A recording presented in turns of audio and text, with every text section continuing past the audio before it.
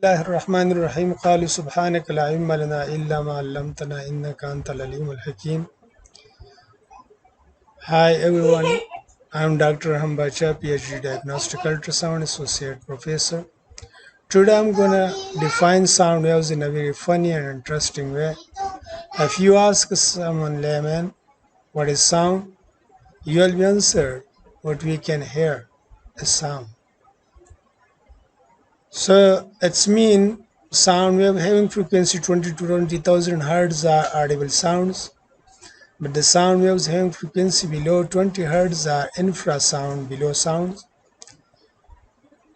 And similarly, sound waves having frequency above the audible range 20,000 hertz are ultrasound. So by ultrasound we mean beyond sound or above sound. Hertz is the unit of frequency. When one cycle occurs in 1 second, that is 1 hertz. When 1000 cycle in 1 second, that is 1 kilohertz. And in 1000 cycles occur in 1 second, that is 1 megahertz. So now a question arises, how are sound waves generated?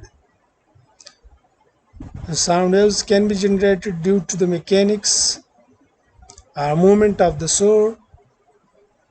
So here you can see the source is oscillating to and fro about its equilibrium, and sound waves are generated. Once the sound waves are generated, then medium is required for the propagation of the sound waves. So here in this image you can see the source is oscillating about its equilibrium. When it moved forward, it hit the particle in the vicinity of the source, and energy is imparted in it, and a compression is occurred, and that compression wave is propagating in the medium. That's why particles are required for the propagation of the sound waves. If there are no particle in the space, then that will be vacuum and sound wave can't be propagated in that.